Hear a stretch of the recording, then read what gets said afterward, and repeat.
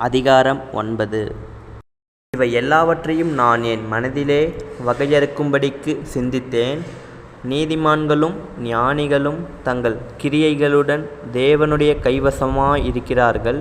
தனக்கு முன் இருக்கிறவர்களைக் கொண்டு ஒருவனும் விருப்பையாவது வெறுப்பையாவது அறியான். எல்லாருக்கும் எல்லாம் ஒரே விதமாய் சம்பவிக்கும். சன்மார்க்கனுக்கும் துன்மார்க்கனுக்கும், நற்குணம் சுத்தமுள்ளவனுக்கும் சுத்தமில்லாதவனுக்கும், பலியிடுகிறவனுக்கும் பலியிடாதவனுக்கும் ஒரே விதமாய் சம்பவிக்கும். நல்லவனுக்கு எப்படியோ பொல்லாதவனுக்கும் அப்படியே. ஆணையிடுகிறவனுக்கும் ஆணையிட பயப்படுகிறவனுக்கும் சமமாய் சம்பவிக்கும். எல்லாருக்கும் ஒரே விதமாய் சம்பவிக்கிறது சூரியனுக்கு கீழே நடக்கிறதெல்லாவற்றிலும் விசேஷித்த தீங்காம். ஆதலால் மனுபுத்திரரின் இருதயம் தீமையினால் நிறைந்திருக்கிறது.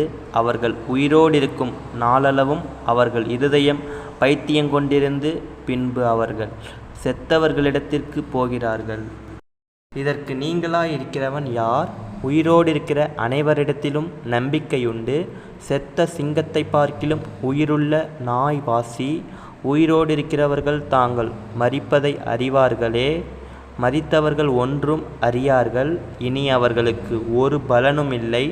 அவர்கள் பேர் முதலாய் மறக்கப்பட்டிருக்கிறது. அவர்கள் சிநேகமும் அவர்கள் பகையும் அவர்கள் பொறாமையும் எல்லாம் ஒழிந்து போயிற்று. சூரியனுக்கு கீழே செய்யப்படுகிறதொன்றிலும் அவர்களுக்கு இனி என்றைக்கும் பங்கில்லை. நீ போய் உன் ஆகாரத்தை சந்தோஷத்துடன் புசித்து உன் திராட்சரசத்தை மனமகிழ்ச்சியுடன் குடி. தேவன் உன் கிரியைகளை அங்கீகாரம் பண்ணியிருக்கிறார். உன் வஸ்திரங்கள் எப்பொழுதும் வெள்ளையாயும் உன் தலைக்கு எண்ணெய் குறையாததாயும் இருப்பதாக. சூரியனுக்கு கீழே தேவன் உனக்கு நியமித்திருக்கிற மாயையான நாட்களிலெல்லாம் நீ நேசிக்கிற மனைவியோடே நிலையில்லாத இந்த ஜீவ வாழ்வை அனுபவி. இந்த ஜீவனுக்குரிய வாழ்விலும் நீ சூரியனுக்கு கீழே படுகிற பிரயாசத்திலும் பங்கு இதுவே. செய்யும்படி உன் கைக்கு நேரிடுகிறது எதுவோ அதை உன் பெலத்தோடே செய். நீ போகிற பாதாளத்திலே செய்கையும் வித்தையும் அறிவும் ஞானமும் இல்லையே. நான் திரும்பிக் கொண்டு சூரியனுக்கு கீழே கண்டதாவது, ஓடுகிறதற்கு வேகமுள்ளவர்களின் வேகமும் யுத்தத்துக்கு சௌரியவான்களின் சௌரியமும் போதாது. பிழைப்புக்கு ஞானமுள்ளவர்களின் ஞானமும் போதாது. ஐஸ்வர்யம் அடைகிறதற்கு புத்திமான்களின் புத்தியும் போதாது.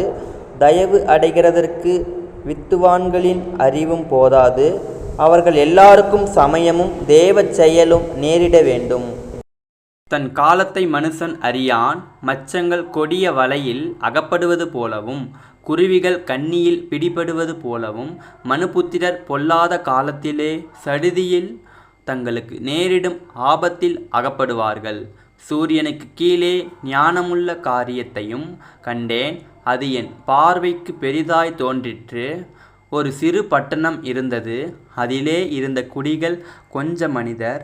அதற்கு விரோதமாய் ஒரு பெரிய ராஜா வந்து அதை வளைந்து கொண்டு அதற்கு எதிராக பெரிய கொத்தளங்களை கட்டினான்.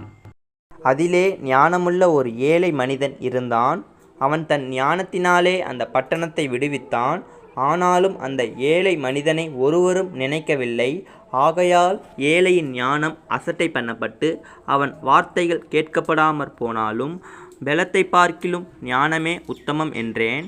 மூடரையாலும் அதிபதியின் கூக்குரலை பார்க்கிலும் ஞானிகளுடைய அமெரிக்கையான வார்த்தைகளே கேட்கப்படத்தக்கவைகள்.